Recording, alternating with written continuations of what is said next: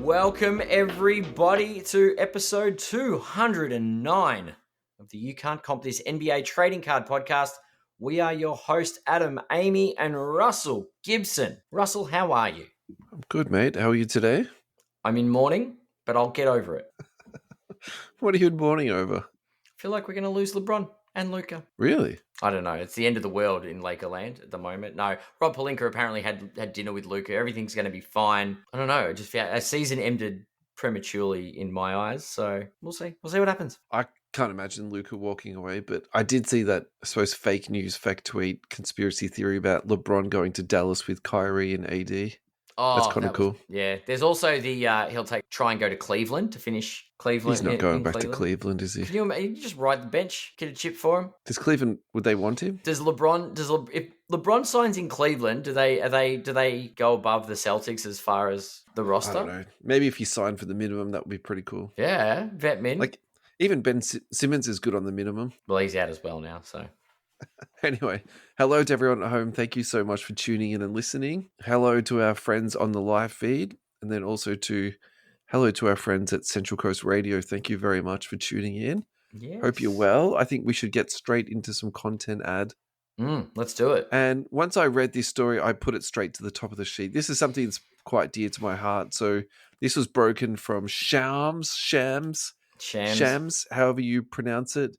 This is the end of an era as Gregg Popovich has served as Spurs coach since 1996 and the start of another. Popovich has already been involved throughout the Spurs offseason in president role and will continue to be a vital member of their operations, sources said. So I think we just say congratulations to him. Like, what an amazing career. I think what a fantastic role model. And he built and created an organization now other organizations look up to. I think, they've set the standard in terms of recruiting, training, sending other coaches out, developing their own talent inside the organization and then setting them out for, other jobs, promoting them outwards.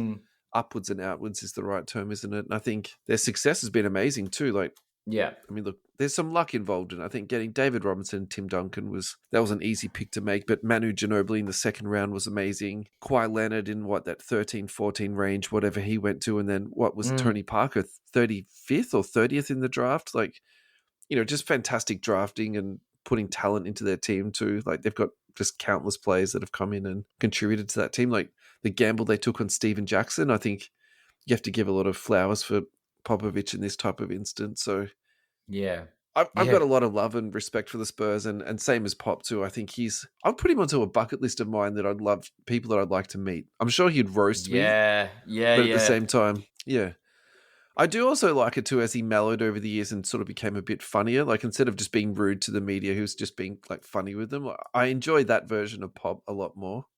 Yeah, that's it. He sort of softened and he wasn't as brutal, I guess. So I think we can't talk about Pop without talking about cards. So he's a really funny one in that he has some cards, but he doesn't have a lot of them. And autographs for Pop are like super rare. So they do come up on eBay every now and again, but they're not often cards. Sometimes they'll be business cards. Yep. Sometimes they'll be not a napkin, but just a small piece of paper. Imagine getting a ticket to a Spurs game signed by Gregg Popovich. That would be awesome. Can I be honest with you? I can't imagine he's the type of guy, like we just spoke about before, how he was a bit sort of, rude is probably not the right word, but a little bit sort of ornery around people. I think that he wouldn't be the most approachable guy. He wouldn't be signing autographs, for hours, or he's not signing with Panini, let's put it that way, to sign 15,000 stickers onto a sheet. So you can find them on eBay. They do come up every now and then. Sometimes there'll be certified pictures by PSA.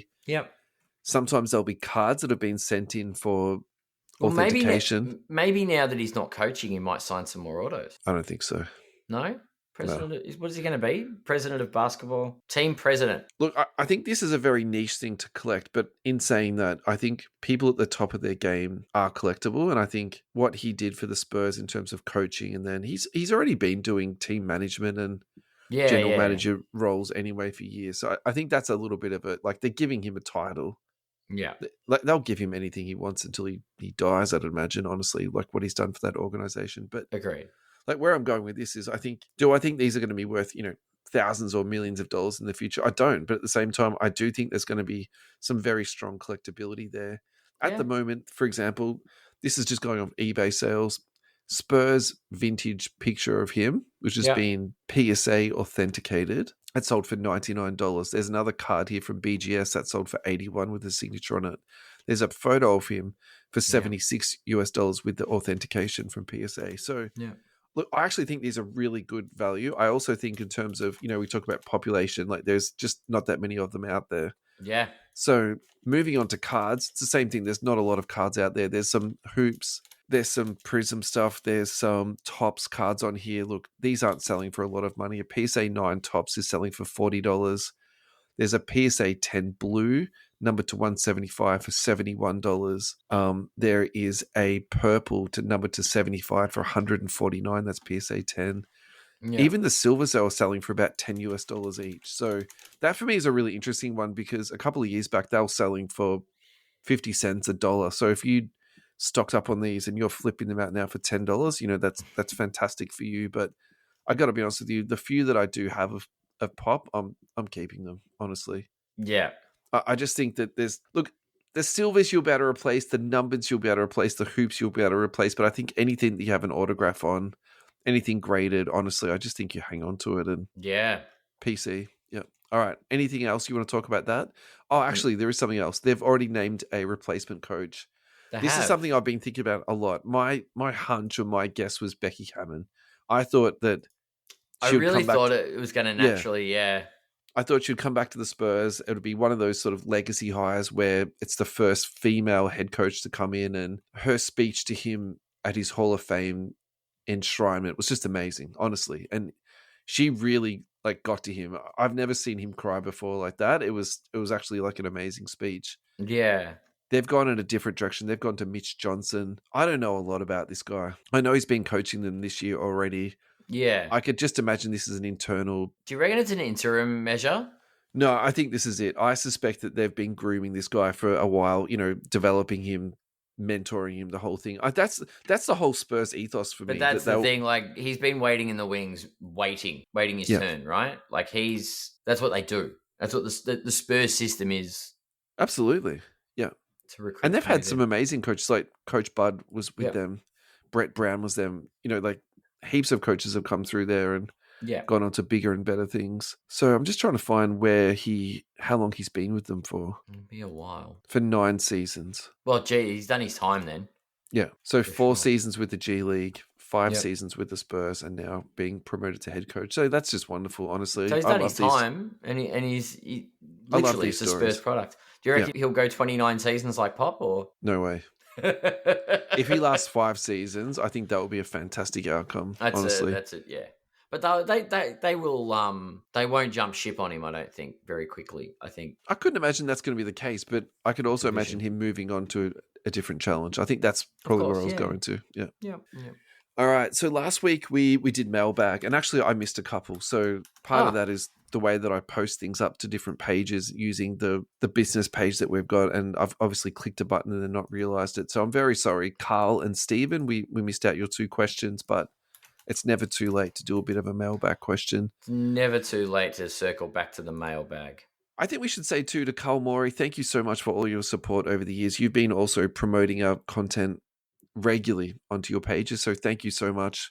And the boys from New Zealand are due to come back onto the show, Ad. What do you think about that? I think that's well and truly overdue. Yeah. So come on, lads. Let's get a time together. Let's organise something, hey? Yeah. Who are the underrated players that could go in a big playoff run? This is a fun question, actually. I think one of them already has started. Yep. And that is Anthony Edwards. Okay. All right. You think Anthony Edwards? He is the real deal. After watching that series, that Minnesota-LA series, Ant is the guy. I'm discounting what you're saying just a tiny bit because I think the reason why you feel this way is because they've knocked out your beloved Lakers. Well, he's also shown that he is the guy by knocking out my beloved Lakers, who were the highest seed and favoured, might I add. It's actually possible I'm in the minority here. I appreciate Anthony Edwards and I think he's a good prospect, but that's as far as I'm going. Like, really? I'm not.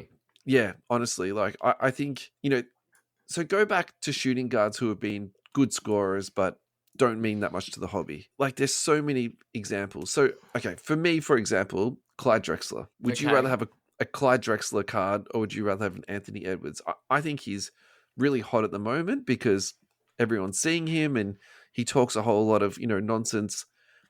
We'd make jokes about this last week about him talking about his rooster to the fans. Like, that's fine, but that's not a lot of substance to that either. Like, he's an athletic two guy. Like, there's a lot of these guys out there. And so I think I'm just sort of holding my powder, I think, until I see a little bit more from him. I have a feeling you might see a little bit more. I have a feeling. This And might if I'm be his wrong, run. I'm so happy to be wrong. That's the other thing too. I don't mean it in a malicious way. Finally, I was talking to a random kinder dad on the weekend at the playground, and he was waxing lyrical about Edwards too. So I'm actually beginning to think more and more I'm actually in the minority on this. I'm just like, I'm not that impressed. Yeah, I like it. Look, I like you can have the difference of opinion. I think that's welcome. But I do think last year he had unfinished business, and this year he's playing with that chip on his shoulder. You can see it. But anyway, silver PSA 10 Anthony Edwards, population on this is 2,116. Last sold for 912. If you look at the 3-month trajectory on this, is up 21%. Let's go back to 6 months. It's up 5%. So it was trading in the 900s. December 24. If we go back 1 year, it's actually down 22%. So yeah, because this is like this time last year he was announcing himself to the world. In June 24, this was trading for nearly 1,800. So look, I think that the market has changed a lot in the last 12 months. And, I actually think we can do a segment on this ad. Say, if we're looking at the all-time graphs and we're looking at COVID, let's just say that COVID was the time to sell. Now we're post-COVID. Is there an argument to be made? Actually, it's the time to buy. Now is the time to buy. Yeah. So looking at this card. So for example, take this card as an example. So let's go to the all-time on this. So the all-time high on this, it sold for $1,500 at a point. It sold for $2,000 at a point. Obviously, we're up on an uptick at the moment, but we just spoke about the decrease even in the last 12 months that it's had. If you're confident about this guy, is this a card that, now is a good time to purchase? Like, with all the things that's happening in the world at the moment economically, buy it now and put it away for 10 years. I think you really have to believe in someone to spend that type of money, though. I agree. I don't think that strategy has zero risk, particularly with the population on it. But at the same time, if you're going to make that argument to me, I wouldn't say it's a silly idea. Yeah. Okay. Yeah. Anyway. We'll see how he goes in the playoffs. So I think we can actually move the spreadsheet around a little bit. We can segue into this just absolutely seamlessly. So this is a card ladder comp. Anthony Edwards, 1/1 flawless Logoman, sold for $426,000 versus a Luka Doncic gold prism number to 10, which sold for $341,000. So obviously this is the Lakers versus Wolves first round matchup that we're comping here, but also it slides into Carl's question perfectly and our whole conversation around the Anthony Edwards part. Well, Luka's not going to make a crazy playoff run because he's no longer in the playoffs. But look, Anthony Edwards, whoa. I think playing with LeBron James in Los Angeles is not an easy task. And I loved what Luka did. And I don't think he played badly, but I also don't think he played to the top of his capability. So, well, the list wasn't the roster wasn't constructed for their. Yeah, agreed. I think putting Luka with LeBron is having two very ball-dominant players together, and I actually thought they worked it out pretty well. So I think what I'm trying to say is it's still very promising, Luka's future in Los Angeles. I'm not too sweaty about what just happened. I'm not stressed, yeah. I'm not mad. Okay, so for me, this is just ridiculous. For me, the obvious one here is the Anthony Edwards at 426. It's like comparing a Lamborghini to a Toyota. Like, Prism is an entry level. Wow. Prism is an entry level set. Yeah, okay. The pull of Prism is that you could go down to your local Target or Walmart, spend $20, and you could get a number to 25 green pulsar or whatever it was that came out of them, or you could get a silver Prism that you could send off to PSA and then bring it back and sell it for 800, 900 USD, right? Hey guys, like, let's be honest about what Prism is. Sure, but if it was the black 1/1, which is because we're comparing 1/1 to a number to 10, right? If we get the Prism 1/1, I guarantee you that card's going for 1.5 million. Look, I probably think that this has gone, in my opinion, this gold to 10 is a little bit high. Yeah, it's in February 2025. It's a week after it's 2 weeks after the Luka Doncic trade. And this is 3 years ago that the Flawless sold for. So this is a bit of a tricky comp. But what I'm trying to say is I just think, like, for me, Flawless is a little bit of like hallowed turf. Like it's just such a special. I like agree. if I that's agree with a game apples for worn, apples, right? yeah, You should be comparing. If you're gonna flawless, get an NT right, rookie card out, right? yeah. Yeah. That would Agree be a better comp, absolutely. for sure. The really funny thing was, I actually went into was it NT or Flawless break? Anyway, let's not let the truth get in the way of the story. So what they did was, no, I didn't buy in the end. That's right. Anyway, so Brian Forsman ran this break where everyone bought into it. Yeah. And you paid I think he did it so that you paid equal parts. All of the cards were then sold off and everyone split the money. And he did all the back end work. And he basically said, I'm never doing this again. It was just an absolute nightmare. But they actually hit an Edwards 1-of-1 in it. Oh, and nice. If I remember correctly, it sold for way under. So it sold for like 15K. I think it was one of those examples of like, where you they just sold it at probably the worst possible time. I understand why they had to sell it like the way they did, need to move it in a timely manner. I think if you're playing the long game, you'd be like, look, let's just hold this bad boy because for sure you possibly could be seeing 10x that back for it. So yeah. God, you have some remorse for that. But yeah, also the time that they were sold. Yeah, these are chalk and cheese. Card ladder, you need to do better. Look, we can't really hate on them for giving us free content, can we? Can we? Yeah, we can. That's a little bit Karen-esque, I think. Probably unjustified, let's be fair. Seriously, right, do better. Give us a better one. Let's go to a break, mate, and then we will come back. Let's do it.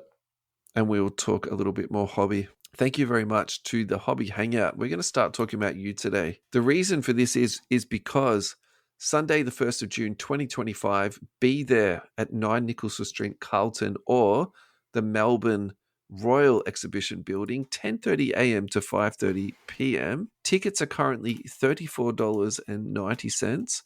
Free for people under the age of 12. Goldens from America are going to be there. Unconfirmed whether Ken is going to be there or not.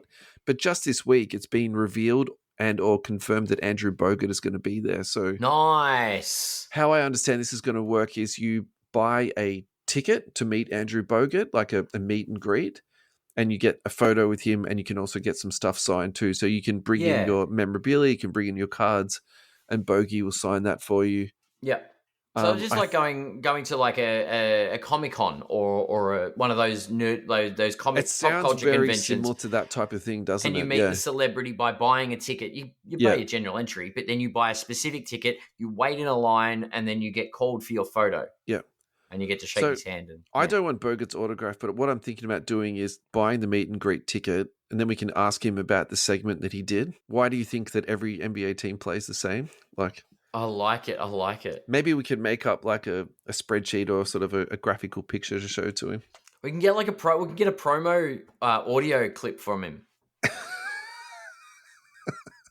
Now, this is Andrew Bogut, and you're listening to the You Can't Comp This NBA Trading Card Podcast. You need a bit more Aussie accent and a bit deeper voice, Ed.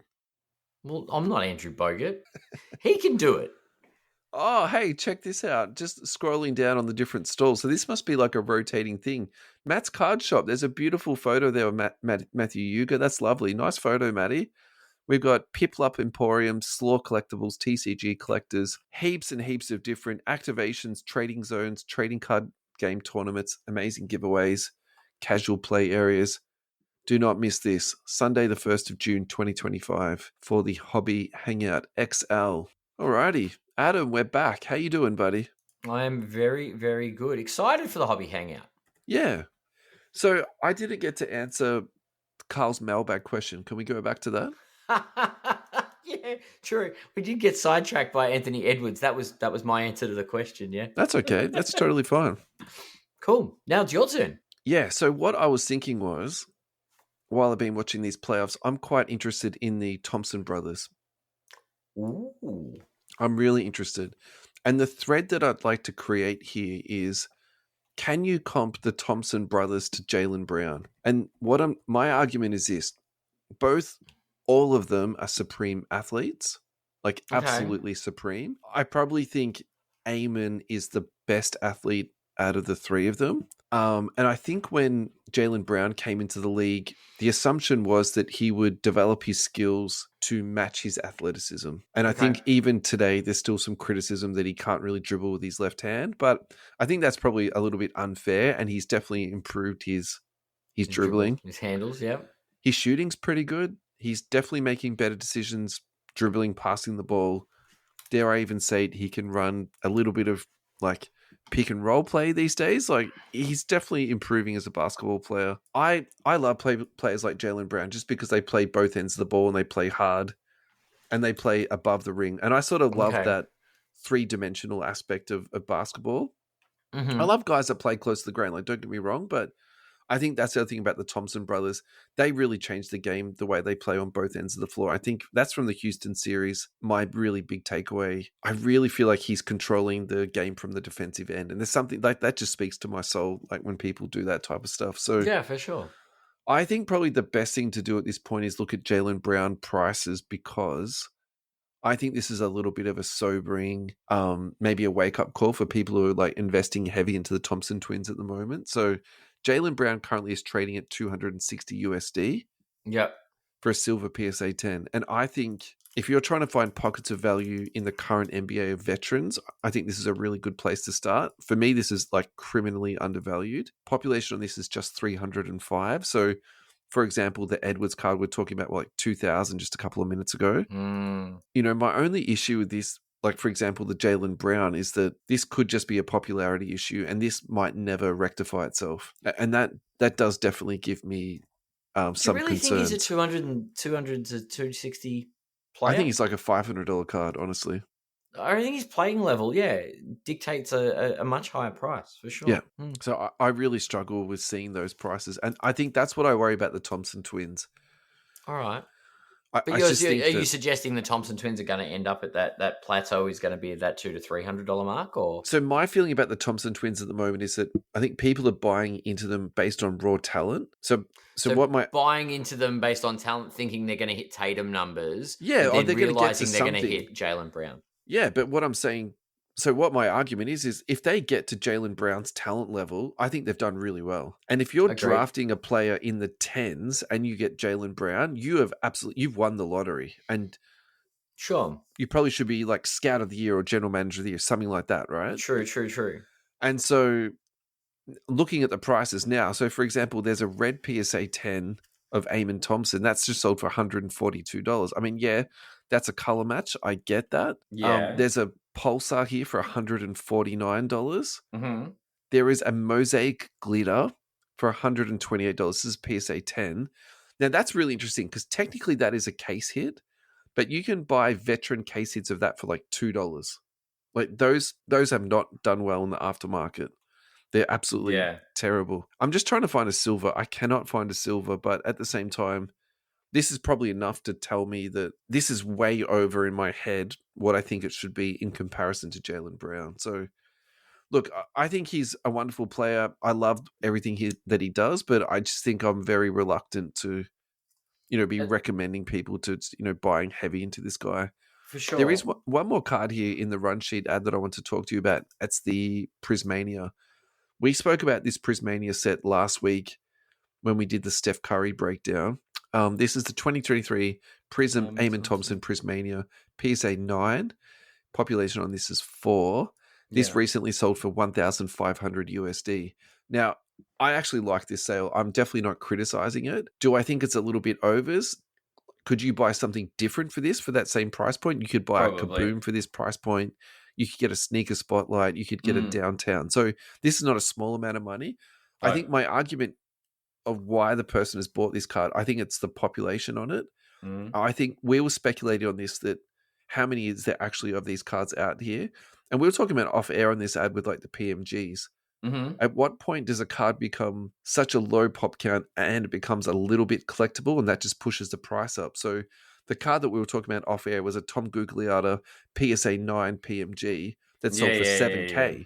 So when you sort of put this into, perspective on that, this is a rookie card. This is PSA 9 and just sold for $1,500. Look, this might be I think this is a medium to long-term purchase. You might hope that in, say, 5 years' time, he becomes an all-star and you can flip it out. But honestly, I do suspect a card like this is not a quick flip for me. It's quite a long-term hold. Where are you at with the Prizmanias for this kid? I like them. I think they're going to be a sneaky good set down the track. I don't think they've got enough hype around them. It could. I mean, look, Panini is not fantastic at advertising their products. In terms of the hype component, could it just be that they're so low pop? You just don't see them that much. But from downtown, we know about Kaboom. We know about Prizmania. There's a lot of those, though. Yeah, you're right. Yeah, maybe it's the low pop. Maybe the low pop is what's not giving it. Like, is this actually a genuine low pop case hit? I think so. Yeah. So I like that. I really like those cards. Mm. I do have a thought on your little Talk to me.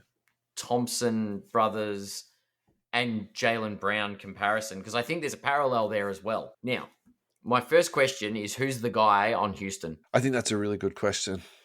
Because I think Thompson is going to be the Jaylen Brown of Houston and be the number 2. If he is a guy, he won't be the guy. He'll be the number 2. I think the problem with Jalen Green is his inconsistency. I think he's got the high-end talent, but he's got it 1 in every 4 games at the moment. Şengün? I think he's fine, but is he better off as a facilitator instead of a go-to scorer? So it's Van Vliet. I don't like Van Vliet. I don't think Van Vliet's I think he's a really good role player. I don't think he's the guy. It's Green, in my eyes, it's Green or Şengün with Thompson playing second fiddle to one of them, kind of thing. That's his cat. I feel like he won't be the guy. To follow that on, go to Detroit, Cade's the guy. There's no argument. Cade's the guy. Yeah. Absolutely. So Thompson's ceiling there, second fiddle to Cade. Jaylen Brown, being even he's that year older, like than Tatum, he's the guy. Tatum's the guy, and he will be the guy until forever. Yeah. Jaylen Brown may have won the Finals MVP, but Tatum's the guy. Oh, Tatum is the guy, no matter what. Which, as far as the ceiling where these guys card-wise go, it's a very good parallel and comparison. I just think Tatum was the MVP anyway. Like, it's a bit of a nonsense. Yeah, for sure. But I'm saying, but Brown and the Thompson brothers sit in that second fiddle, a really good one. Yeah, but that's where they sit. I think there's an argument to be made too that Houston has to bring in more talent. Like, there's always an NBA player that comes up on the market. So Houston, one of 2 things need to happen in Houston. Şengün or Green need to become the guy. Yeah, definitely. They need to take that leap. That would be fantastic. Or they need to bring someone in. Or the Phoenix Suns panic, unload Devin Booker for Jalen Green and some parts. KD's the one that's on the move. But Beal might be pickable off waivers, though. Yeah, you could claim him for nothing. Absolutely. Yeah, that's it. But yeah, and it's an interesting comp. I like it a lot. Now we're talking about fake trades. Can we talk about... I'm completely just messing you up tonight when it comes to the run sheet. Click on the link that says Trade Machine.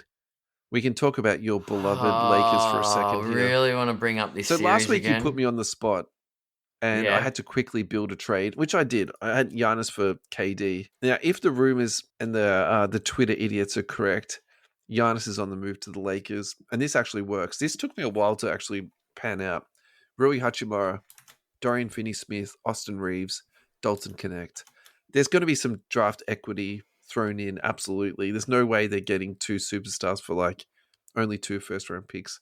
This has to be like 2 picks and 2 swaps, or 1 pick and 3 swaps. I think at least 4 firsts have to be exchanged here to the Bucks, and then Giannis coming back. The salaries are almost perfectly matched for that. So, how do you feel about this? No, it's not happening. You wouldn't do it? No. The problem this year wasn't we didn't have enough superstars. We didn't have enough pieces. Why would you give away all the pieces? We just need more pieces. You don't think Giannis and Luka would be pretty sweet together? I want to know what centers are available. Jackson Hayes is available.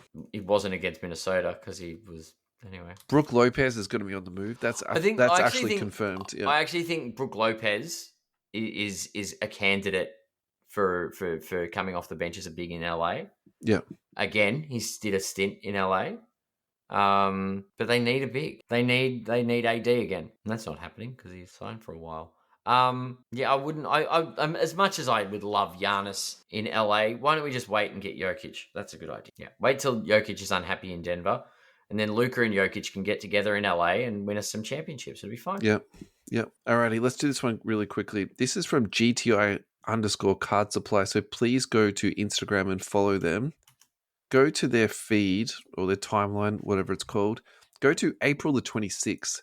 You'll see a video of the team at GTI opening up. So one of the content consistencies, what you'll see them doing a lot on their feed, is opening up slabs, taking the cards out and then putting them into these lovely GTI, the pretty ones, one touches. Yeah. And so they were trying to open up this rare case, and it was absolutely. I think if you ran this over with a car, the card would still be protected in it.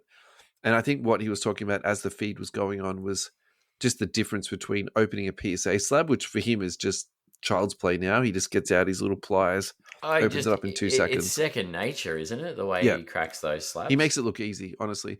Yeah. I'm actually really reluctant to open up a PSA case, but now I've watched some of his videos. I'm actually leaning towards maybe I could do it. The PSA ones. You just like clip, clip, clip.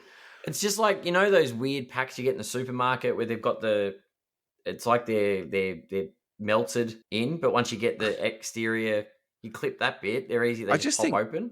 I just think professionals make things look easy, though. It's like watching players play basketball. You're like, oh, it's really not that hard. You get out and try and do it yourself. Actually, it's a PSA. Bloody hard, man. Anyway. Yeah, this rare case is incredibly well encapsulated. You have to give them some credit on that. Yeah.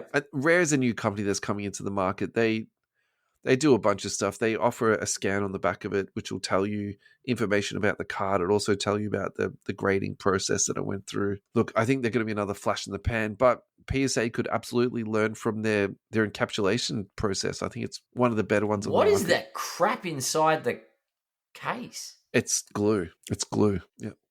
This is the perfect time to segue. Thank you very much to GTI International. Thank you so much for your support of our show. We are honored that you would like to support us. Go to GameTimeInternational.com. There you will find a website where you can purchase one touches, penny sleeves, top loaders, team bags. Now, the main thing that we want to talk about on this show is their magnetics, the absolutely fantastic quality of them. Also, too, they have a capability to have your cards in a penny sleeve so that the surface is also protected, stops the cards from moving around, and they're absolutely perfectly designed and made so that when they come out of the packaging, the surface is absolutely flawless. So when you're looking at your cards, it's the most aesthetically pleasing way possible. So that's absolutely one of their selling points of what they like to do. Again, going back to the content, cracking cards out of PSA slabs that don't look that fantastic and then putting them into these flawless one touches. So please go to GameTimeInternational.com and make your order for your PC needs. Alrighty, Adam, we are back. How are you doing? We're back. I'm good. All right, let's try and get back to the run sheet. Which part of the run sheet? So let's go to Murray versus Harden. Murray versus Harden. Is this where we're going to start talking about the Denver series, which concluded? We should quickly recap that. I don't think we should spend a bunch of time on this just because you can go to ESPN and watch much better content about recapping games than us. Yeah, for sure. But basically, if you do have time to sit down and watch 7 games, it's not the worst allocation of your time to do that. It was actually a very good series. Pretty good 7-game series, not going to lie. NBA.com now has fantastic recaps and also the total game possessions where you can get through a game in 40 minutes. That absolutely speaks to my soul. Fantastic way to... Bang. Yeah, consume it. Look, I really enjoyed it. I was a little bit disappointed the way that Game 7 played out. I was sort of hoping for an absolute classic, but I've got my fingers crossed for Golden State Houston. I'm really hoping for a Game 7 classic for this. That's going to be a very interesting game because that's in Houston, isn't it? Yeah, it is.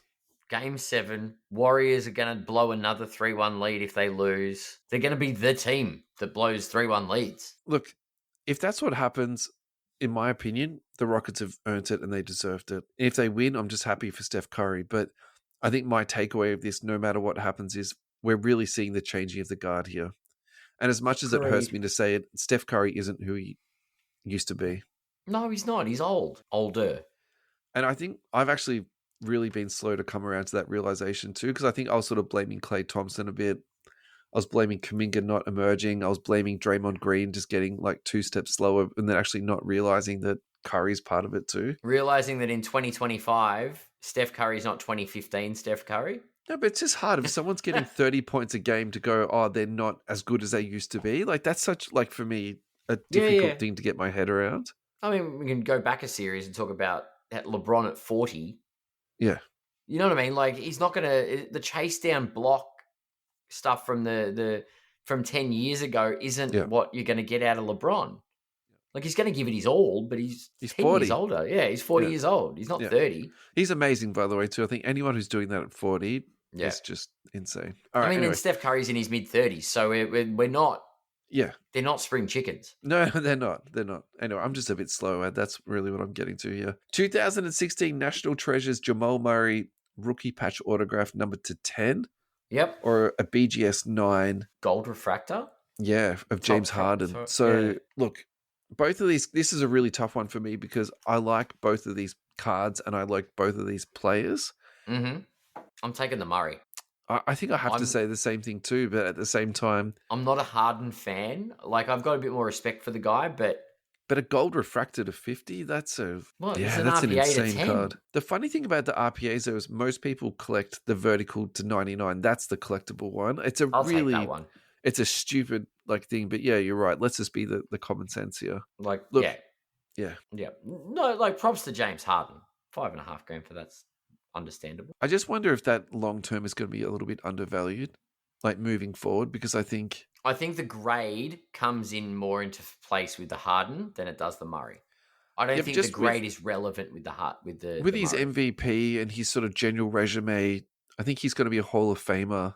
Yeah. If you're picking up a gold refracted to 50 for 5.5, I think that's a really good pickup. Whereas this Murray, I'm not too sure how much that's really going to go up too much more. Like, even though he's a champ and he's a great player, but was it game 3 or 4 that playoff Murray decided to bubble Murray came back? Yeah, it's just he's just one of those guys where he's just not that collected. I think that's also what it comes down to. Yeah. Maybe if the Nuggets win a couple of more championships, be on the radar.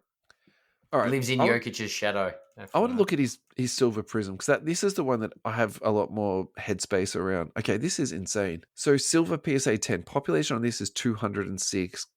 It last sold for $156. Holy crap! So all time that sold for $1,600 at its peak. That's down 10x. That went crazy in 2020, 21. I actually think that's a really good buy. $150. So you're telling me, so people are buying coloured Eamon Thompsons for more than a silver Jamal Murray. That doesn't make sense. Either the Thompson brothers are overs or this silver is unders. Could be both. Yes. All right, let's move on. Michael Jordan sale. We can't have a show without an MJ. We went from never talking about MJ to almost talking about him every second week or regularly. So. I'm proud of myself for this development we've had. The resurgence of talking about MJ. Yeah, we're just talking about him at all. Like, we just never used to do it. Be like Mike. Absolutely.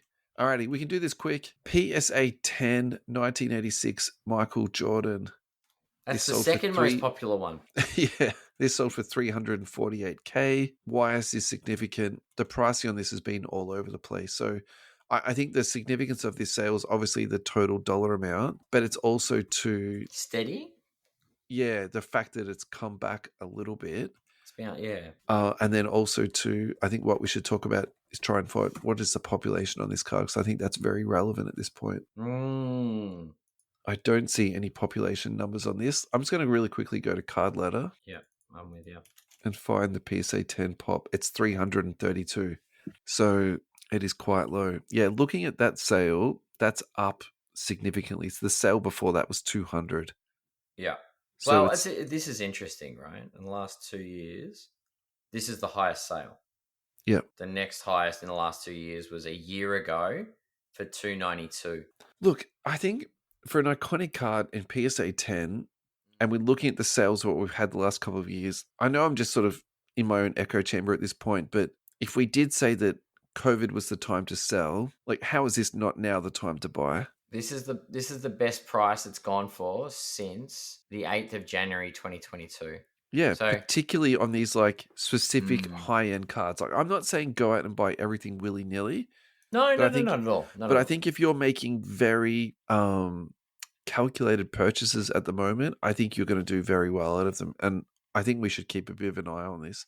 Look, the next sale on this could be down a little bit, but I think long term, I think that is going to be an absolute home run. Yeah, it's an iconic card. All right. Michael Jordan. Kobe and Jordan, 1 of 1. Okay, so we're going back to back with Jordans here, but it's okay. This is from a guy who I used to love his content all the time. He sold his account, and whether the content has gone down or I'm just not paying attention anymore. I would say there's a level of that, but yeah. I think we talked about this previously, this card, a while ago. Yeah, it might have surfaced before. I don't think it's the same time we're talking about it, but yeah. So we can skip over it or just do it really quickly. No, let's do it really quickly, yeah. Jordan, Kobe, exquisite. Both of them are Logoman patches. Yeah, so it's hitting the... Yeah. Last year, the collector revealed he offered $8 million for the card in 2022. But so Shine did. Yeah. So it's on Heritage. So maybe actually what we could do is follow this up and actually find out what it's sold for, because I think that would be... Alrighty, we're back. So Adam very quickly found it, and it looks like it's on Heritage Auctions. It's a preview. It's not. And the deadline for the auction is July the 2nd. They're estimating that it's going to be bid $6 million and up. And looking at the lads from Sports Cards Nonsense who commented on the Twitter, they were guessing $20 million. That's pretty insane guess. I mean, really? A Jordan and Kobe Logoman. So we have to put this into our calendars and have like an auto reminder to tell us to follow this up. All right. Let's move on because we're just purely speculating at this point. Yeah. Wemby Kaboom last sold for $53,680. Now, this is obviously post-injury. So obviously we are having a lot of Wemby... withdrawals? No, I was going to say the Wemby market really hasn't cooled off. It's just stayed there. Is it plateaued? Yeah. So I think for me, this is incredibly... warming is the correct word. I think this is fantastic for the hobby. This is another example of how well the hobby is actually doing. Yeah. And I think we should remember this as a card that is absolutely collectible, and I think long term has collectability. Do I think this is a gamble? Absolutely, I do. Particularly, it's PSA 7, but again, low pop, highly collectible. That the grading, of course, it matters, but it matters less when you're going for these absolute monster cards. It's more about the card instead of the grade, which is, that's the hobby dream, isn't it, really? Alrighty, let's look at his card value on Card Ladder. Silver PSA 10, all-time value. He is down 71%. So his all-time high was $2,500. He's currently trading at the $730 mark. So $200 less than Ant-Man at the moment. Population is 4,400. Do you think a 3-month check is worth it? I reckon 3 months. Yeah, let's do a 3-month check. 3 months, he's down 12%. I think that's fine. I think that's just natural regression because he hasn't been relevant in the league. Well, do you know what I mean? Like, yeah, no. But I mean, we're in the playoffs. We're looking at playoff Murray. We're looking at Anthony Edwards. We're looking at Tatum. We're looking at. Do you know what I mean? SGA. Because you're not in the spotlight, you're naturally going to fade, I think, especially as a current day player. I think going into the off season, he might go down another 10%. Yeah, that's fair. And that's a natural down cycle that the NBA experiences. So if you're saying to me now, okay, he's already gone 10%, he's going to go down another 10, that's 20% down. I'm not panicking though. That is actually juicy for me. I don't know about juicy yet. I mean, drops below 600 or 500, then you start thinking. All right. Well, if it goes down another 10%, that will be into the sixes. Yeah, all right. That's true. Last thoughts on this Wemby Kaboom. Good or bad purchase for you? Risky purchase. It's still a Kaboom, but yeah, I'd say risky. But it's a gold. It's gold to 10, right? I think this is less risky than a silver PSA 10 because of the pop. Like that pop is getting... It's funny. You'd rather spend like wild and crazy guy stuff. Yeah. Than $800, but yeah, I agree. Well, yeah, that's true. I don't have the 50K to... Relatively speaking, yeah, I think this long term will be a much better purchase. If a precious metal gem Tom Gugliotta is selling for 7,000, yeah, I can't imagine Victor Wembanyama gold Kaboom devaluing too much down the track. Alrighty, we're going to go to our last break of the day, and it is going to be to the lads at Fast Break Trading Cards. As always, lads, Thank you so much for your ongoing support. It's been an absolute pleasure working with you. Go to fastbreaktradingcards.com. You'll find their website there. Sports trading cards, tops, basketball, football, baseball, soccer, Formula One, tennis, UFC, WWE. I think what we should do today is go to their pre-order section and have a look at what they've got. Alrighty, here we go. 24-25 Tops Chrome UEFA Club Competition Soccer Value Box for $60. Tops Competition UEFA Jumbo Box for $800. They've got the Juventus team set for $175. Alrighty, baseball is in. So we got Tops Bowman Baseball Value Box for $65. Tops Bowman Baseball Hobby Box for $600. These are all in AUD, just by the way, for our international listeners. We got Magic the Gathering Collector Booster Box for $7.95. I've got no idea if that's good value or not. We'll have to get Al's opinion on that. And let's pick out one more, and then we'll tidy up here. All right, I've clicked. Topps Royalty Tennis Hobby Box for $775. I've got no idea about that. It's tennis. That could be the best price on earth. That could be the worst. I don't really follow tennis at all, to be honest. I'm just like, it's tennis. They've got racket cards. I kid you not. But I'm looking at this relics. ad. This looks something like National Treasures or Flawless. So these are, high-end patch booklets, mem cards. Booklets. Oh, I remember booklets. They were annoying, actually. Anyway. But tennis. Anyway. Thank you to the lads at Fast Break Trading Cards. We really appreciate all of your support. And we will be right back. All right, Ad, we're back. This is our final segment of today. Let's talk some Alex Sarr Prizm Black 1 of 1. Are you ready for this? I'm very ready. Born ready. So this fits into my narrative of the hobby is not dead. For me, Alex Sarr is a very mid prospect, and he's a Washington Wizard, and he's a big guy. He's not particularly that exciting offensively. I would say he's a reasonable rebounder and he's a developing defender. Yet his Black 1 of 1 just sold for $29,000 in a PSA 9. So I think, for all the people, and you hear a lot of negativity going around the place, I think for me, this is just the absolute reminder, the reinforcer that there is still a lot of optimism in the hobby. Yeah. And I think there's also, too, a lot of hardcore collectors out there. Obviously, there's more than one person bidding on this. That's the other thing that really brings to me. That people are bidding. So where do I sit on cards like this? Look, I think that if this fits into your PC and you really want it, I think hats off to you. I'm happy for you. I'm proud of you. But I think where I sort of lie into this is like, what could I have bought instead?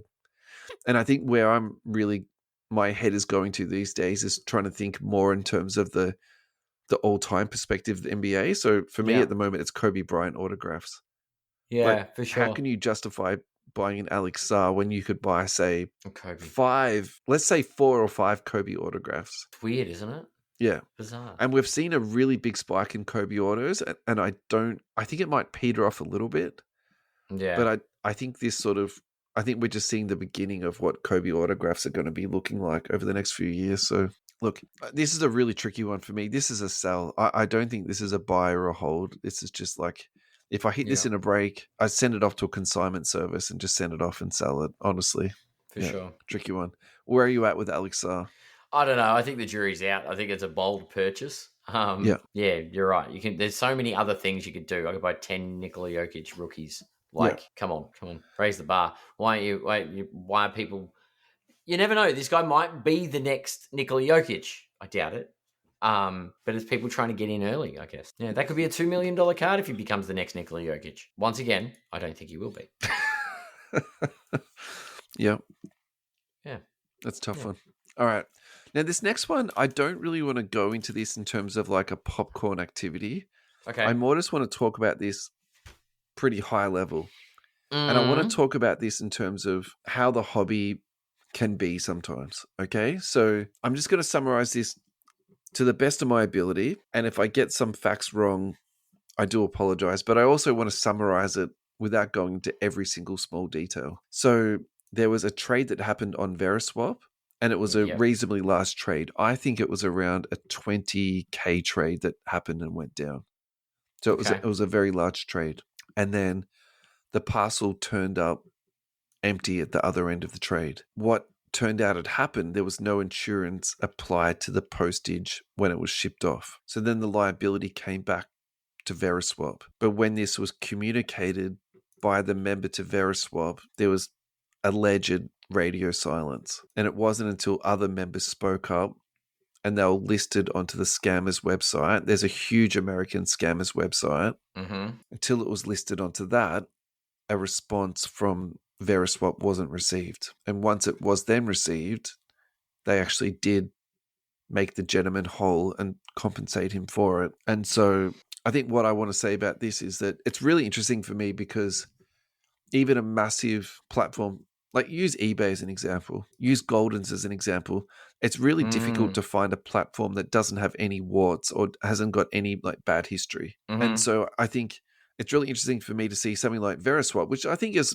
a relative startup in the industry, and it's not fair to call them small, but they're an emerging platform. Yeah. They were basically built around a huge hole in the hobby where it was impossible for people to trade cards with any type of security, and essentially they're stepping in and acting as a middleman. So for them to sort of create this thing for the hobby, and look, they're making money out of it, and there's nothing wrong with people making money. Like, I think they come up with a good idea and they're working hard, all that stuff.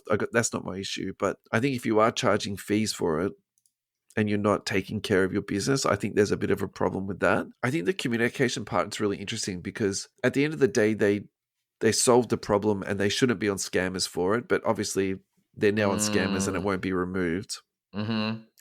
So I don't think, by the way, I don't think this is a scam. I just think the communication was really poor. But it's also around timelines. I think people's expectations these days are instant gratification, instant resolution. And I'm like that myself sometimes. Like, I contacted Netflix recently and they told me it was going to be a 3-day turnaround.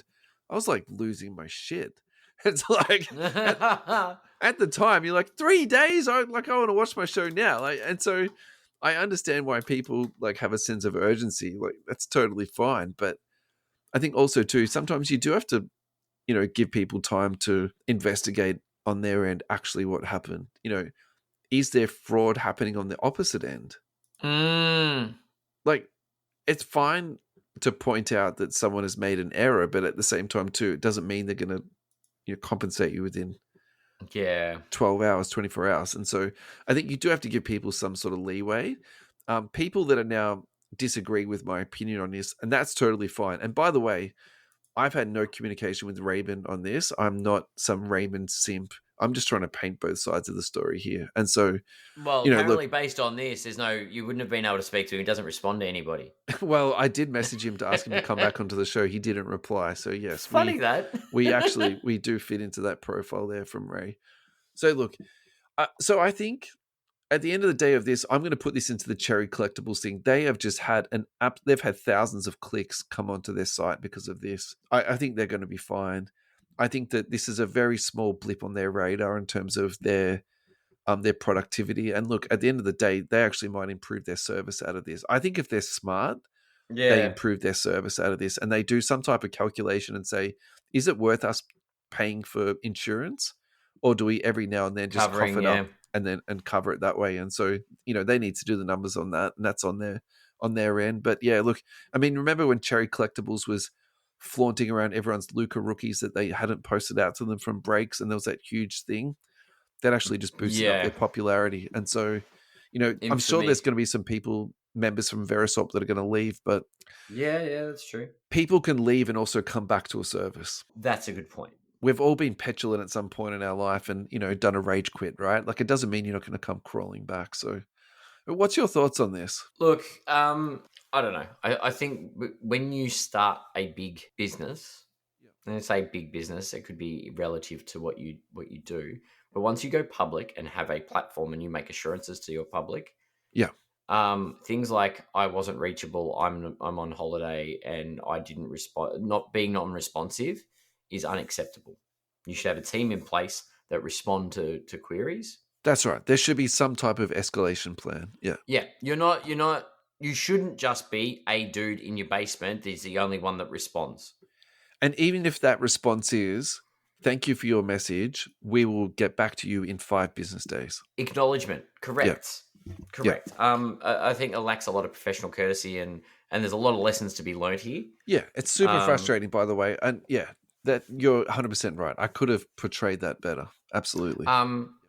I just think once you take that step from being a someone that's dabbling in buying, selling, helping with transactions to providing a service and launching a platform, Yeah. you should be ready for that.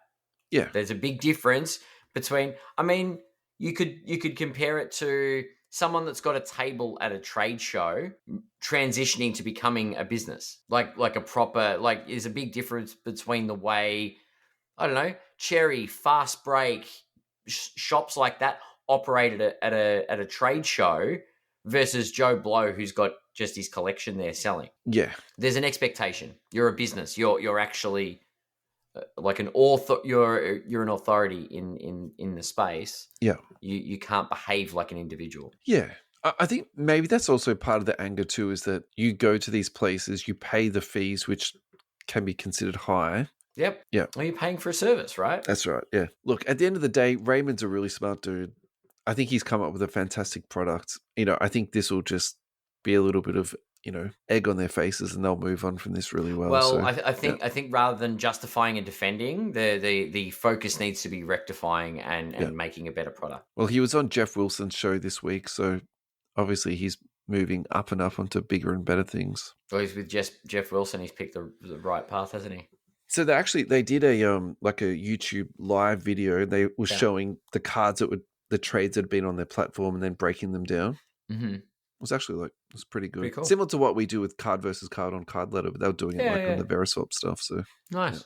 All right, let's finish the show on a good note. I want to talk about the Thunder picks this year. The Thunder will have the number 15 pick from Miami via the Clippers, the number 24 pick swap with the Clippers, and a 36% chance of the 7-8 pick from Philly, and also potentially the NBA champions. This doesn't make you happy, does it? Enough said about the Thunder. Found my new team. Yeah. I'm on board. No, I'm not leaving my purple and gold. That's amazing, honestly. Hats off to them. There are some teams that just know how to do it right. Yeah, they've nailed it. Thanks for a great show, Ad. Thank you at home, everybody, for listening. Our fans in Germany, Philippines, Canada, New Zealand, the US, Australia. Thank you, everybody, for tuning in for home and abroad. Thank you to our friends at Central Coast Radio. And Adam, thank you again for your time. Thanks for another good show, Russell. Have a great week. We'll see you next week.